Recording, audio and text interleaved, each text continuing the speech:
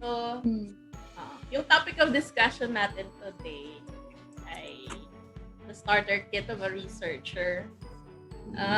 Siguro sa mga may intent na pumunta sa buhay na yan as a researcher, whether by yung profession na papasok talaga sa isang research institute or papasok as a graduate studies, no? Sa master's or sa PhD or sa postdoc and onwards. So, ayan, para sa mga nagsisimula ito, this is dedicated to you. Andito po si Dr. Richelle Anoayo. So, Si Dr. Marina. ang format nito ay hindi interview, kung hindi, open discussion lang. So, Para lang tayong nasa isang coffee shop. yeah! Cheers! So, ang pinakaunang nilista natin ay the natural void. That's why we do research, no? And ang pag-uusapan natin about natural void is on the scientific level and on the personal level. So, unahin natin yung scientific level. The void in research is ignorance, which we use to drive innovation. Wow, ang ganda. Yung, well, una, quote mo ba yan? Gusto ko yan. Yes. Kasi parang pag sinabing ignorance, may connotation na negative. Pero dito, sinasabi mo na it's the ignorance that drives innovation. Mm-hmm. So yun, una sa lahat na-appreciate ko. I think applicable dito yung sinasabi natin na para malaman mo yung problema na gusto mong sagutin, kailangan mong magtanong. Ano yung problema? And from that, meron kang masasagot. Meron kang solution na mapopropose. Sa mga nagsisimula, Rich, na mga researchers, ang typical na hindi magandang practice when doing research is directly going to objectives of the study. Ito yung nanonotice ko na parang hindi ko pa nga alam ano ang gusto kong isolve at ang kabuuan ng gusto kong isolve to say na okay, na-accomplish ko yung research ko or nagawa ko yung thesis ko or dissertation ko. Naglilista agad sila ng mga objectives. Anong gagawin ko? Without stating and defining the problem statement. So, yan. Kasi paano ba magsisimula yung kung ikaw ay starting researcher, paano ka ba magsisimula? Yung usual no na start ay mayroon ka munang field of interest. Meron kang field of interest. So, i-identify mo siya. And then, meron kang list of papers na babasahin about that certain domain. Ang nakikita ko na problem sa mga starting researcher, di meron silang listahan ng mga papers, no? Tapos, mostly ang ginagawa nila ay nire-report ano tong mga papers, ano yung meron sa mga papers, and then, diretso na sa, ito hindi pa nagawa. Ito hindi pa nagawa. Ito hindi pa nagawa. So parang, ito yung gagawin ko. Pero, ang research kasi, lagi siya magsisimula sa ano yung problema. Ano yung gap. So, bago mo sabihin ano yung hindi pa nagawa, tatanungin mo muna, bakit siya kailangan gawin? Ano yung gusto niyang sagutin? Yun. So, isa sa mga nakita kong yung usual na track ng isang starting researcher ay ayun, ganun. tinitingnan kung ano yung hindi pa nagawa. Tapos yun, gawin lang. Which is, yun yung problem. Lagi kong binabanggit na magsisimula kasi muna sa ano yung gap na nakita mo from the list of papers na nabasa mo. So kung ano ka, starting researcher ka, meron kang na-identify na field, for example, may list ka of papers na babasahin. You have to make sense of those papers. So usually, ang ina-advise ko ay gawa sila ng visualization ng mga nagawa nila, ng mga nabasa nila na papers, starting with ano yung mga problema na sinusolve sa mga papers na iyon, paano sinusolve, ano pa yung hindi nagawa. When doing a thorough investigation of gaps, where they are present, doon sa mga papers na yun, napaka-taxing din niya. It takes a while, it's undeniable na kung undergraduate or nasa master's ka or PhD ka, there's a time constraint and there's a resource constraint given the time, And mention lang natin yung so far nakita natin, observe natin na best practice. If we handle those kinds of researchers and students with regard to defining problems. So, nag-hold pa ba yung nakita natin na for undergraduate na meron silang isang year lang, it's better to give them a problem at the very start of the year and perhaps bypassing yung thorough investigation na yan and finding the gaps in all the volumes of literature. Sa tingin mo, nag-hold pa rin yun? Nag-hold na ang advisor ay may problem na ibibigay na para dun sa mga undergrads. Mostly ganun, Pero may... You mean na ito ay nagiging workable lang if the advisor or the supervisor itself has a research on by himself or herself or maybe kasama sa isang team, and then they can provide it to the student. Yes. Kung halimbawa merong project dun sa lab o kung saan nag-apply yung student, yun, yung project source siya of maraming mga pwedeng ibigay sa mga undergraduate for them to work on. I even recall na apart from the problem itself being given on the first day of their year na nagtitesis na sila, we also provide a set of related literature, Hindi na yung, okay, magsisimula ka talaga sa fundamentals. Although, pupunta ka pa rin doon, But meron kang immediate set of literature na alam ko related agad doon sa problem. It might even be the paper which recommended the problem itself. Oo. Actually, yun, yung pagbabasa ng mga papers,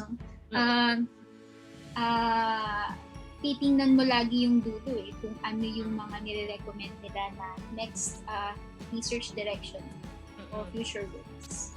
Meanwhile, doon naman sa nagma-masters or nagpi-PhD, so far halos parang mixed na you have a general problem tapos sila na yung mag-specify at maghanap na ng specific gaps so far kung ano na yung nagawa at hindi nagawa or kung may gusto silang i-extend.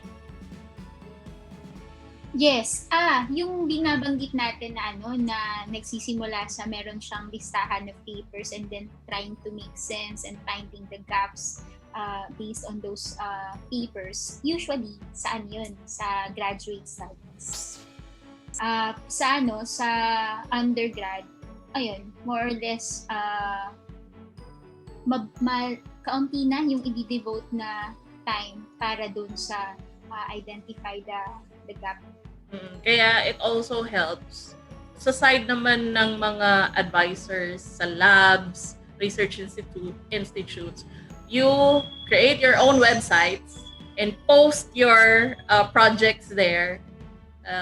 Perhaps also posting open positions for researchers who also intend to push for their master's or PhD para well aware yung lahat ng tao kung ano yung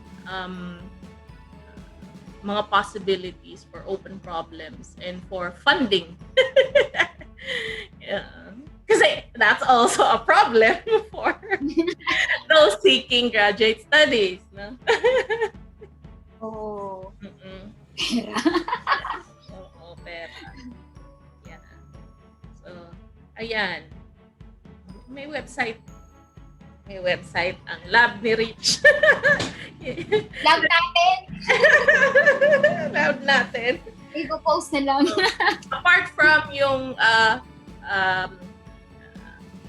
sections ng recommendations at apart from yung postings ng mga advisors ng mga research problems, Mare, ano pa kaya yung possible areas kung saan nanggagaling itong open problems?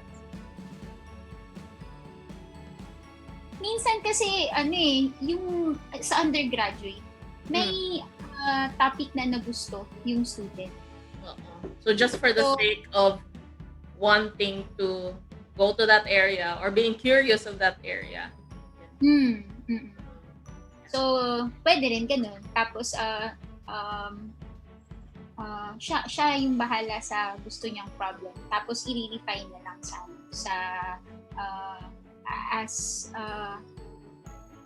as we proceed with the semester, the course. And just by asking, for example, may nakita kang isang configuration ng isang experiment, tapos nagtanong ka, what if ganito? Ganito yung scenario na ito-tackle ko. Is this a valid problem?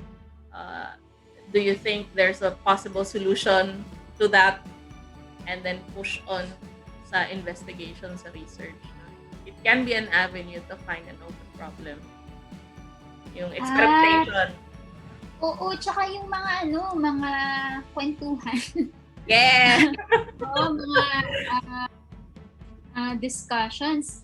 Yung usual na practice natin sa ay nag-hold tayo ng mga graduate meetings, tapos may mga nag-discuss yung field nila, ganyan. Tapos yun, from feedbacks, pwedeng mukhang interesting tong problem na to. Pwedeng makuha mo yung problem mo or at least yung i-investigate mo yung problem through conversations. Kaya malaking bagay. Yeah. In terms of feedback too, may mga delightful na reviewers na minsan nagbibigay ng problem specification mismo dun sa kanilang review. Nangyari na ba yan sa'yo, Mare? Na parang nag-propose o nag-suggest ng decision yung oo. Usually tayo rin bilang mga reviewers, ginagawa rin natin yan. Parang maganda rin i-explore mo to, although ito pa lang yung scope ng paper mo for now, pwede rin i-explore mo to, mga ganun. Ginagawa rin natin. So yan yung usual na sources of problem statement. Ikaw na yung naghahanap ng problema. Kung noon ay nag-a-avoid ka ng problema, for research, you actively seek that one. Hindi ka magsisimula. Hindi ka makakapag-research kung wala kang, hindi siguro siya research kung wala siyang ina-address na problem. Yeah. There should be an emphasis na huwag kang mag-push ng kung ano pang objectives, kung ano pang methodologies, kung hindi mo naman alam pa yung kabuuan ng problem statement na gusto mong gawin. Because you can never have a metric as to your accomplishment of your intended research kung wala yun. Now, dun sa aspeto ng natural void at the level of the being, the person, no? How is it important to recognize ignorance in yourself? Kakulangan sa nalalaman. Napag-usapan din natin ito sa previous na mga interviews natin. Yeah. I think ikaw yung nagsabi, no, na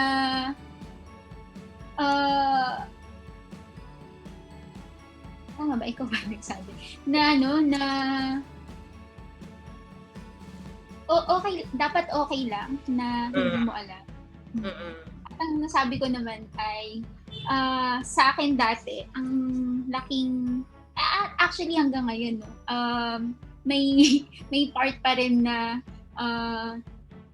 parang nahihiya ako na hindi ko alam. Tapos minsan nagpapanggap ka lang. Yeah.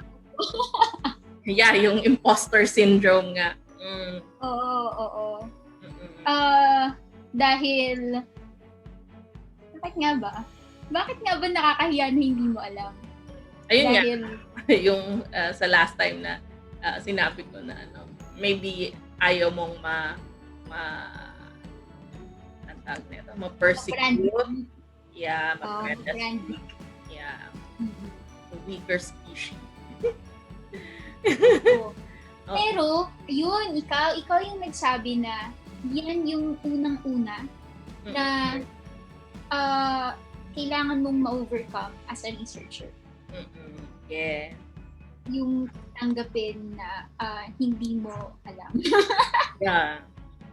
Maybe the distinguishing factor ng isang beginner at saka yung isang seasoned na researcher, Mare, no, is being vocal of your ignorance. Maging comfortable. Sabihin na hindi mo alam. Isa nga nasulat ko, Mare, whether sa scientific na ignorance or sa personal na ignorance, ito na, may mention din to sa lab natin. To reach a conclusion that something is unknown is a success by its own right. So, ayun. Tama. So, actually, isa sa mga natutunan ko sa ACL ay yung emphasis sa problem, knowing the problem is half the solution. So, una kayong narinig kay Sir Henry. True. Sir Henry siya. True that. Oo. Usually kasi, nung unang panahon, lagi naman na ang pinaka-highlight, pinaka-binibigyan ng emphasis ay yung solution. Sa akin halimbawa nung undergrad ako, laging paano gawin? Paano i-solve? Pero, I think isa sa mga naituro ng ACL sa akin ay mag-linger more dun sa problem. Dapat naiintindihan mo muna yung problem para alam mo siya solve. So, minsan, yan yung ngayon na nagtuturo na ako. May mga beses na, alam mo yun, on the spot ka sa klase. Mapasok sa'yo yung problem.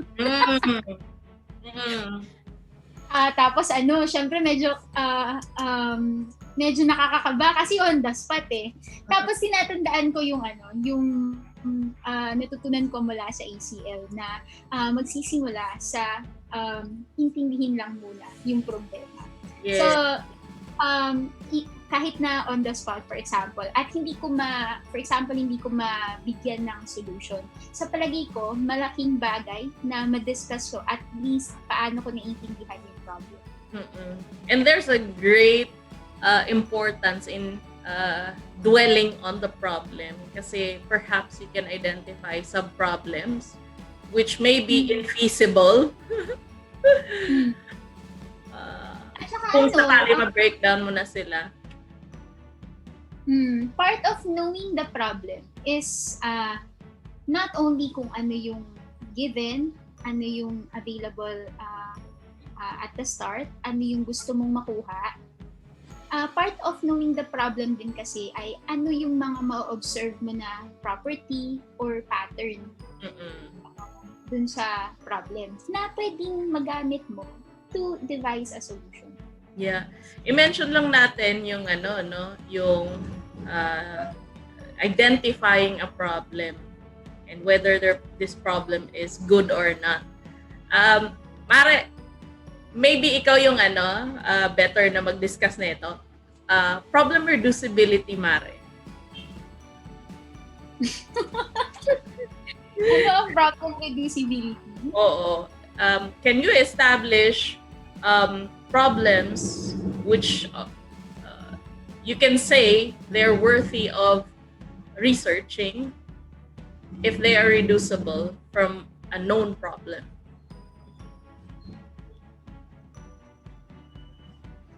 Yes, yun yung yun yung konsepto ng problem reducibility sa computer science. Sorry Yasmin, pwedeng paulit yung sinabi mo? With regard to realizing if a problem is worthwhile, you may check out other problems which may be equivalent to that problem you're trying to do research on. It's a good aspect na alam mo if you're doing research, no, yung skill on problem reduction. So kung sa computer science yung NP completeness, if you have a problem and then you realize na NP complete, then this is worthwhile. Pumunta na tayo sa technical.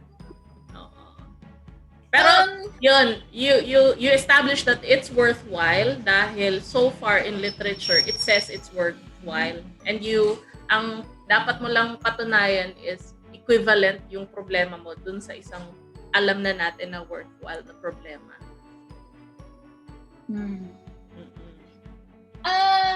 Na-discuss ko na rin yan dati sa isang talk. Yung talk ng yung ating book. Oo. So, sabi ko, paano ba actually, hindi ako nagsabi nun, kundi yung book. Tapos, ano yung nabanggit ko during the talk, paano ba mag-solve ng problem?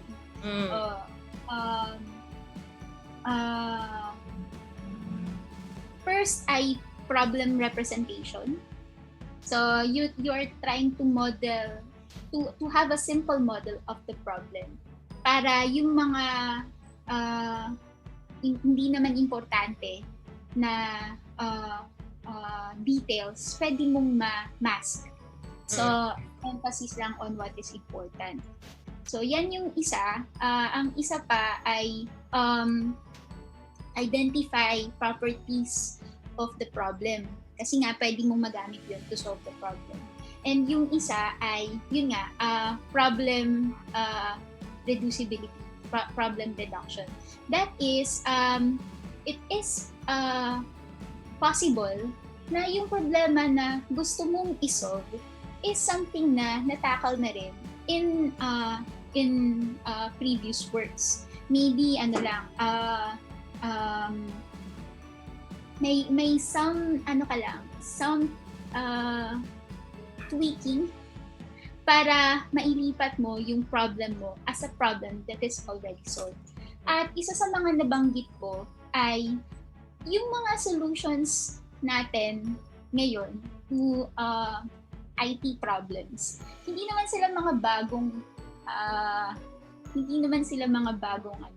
bagong solution. It's more of modified from previous solutions o kaya repurposed to solve a modified version of the problem. Yun. So kung halimbawang meron kang problema, tingnan mo kung malapit siya sa isang already established na problem. Mm-mm. So that yung mga solutions dun sa already established na problem, pwedeng magamit dun sa gusto mong isolve.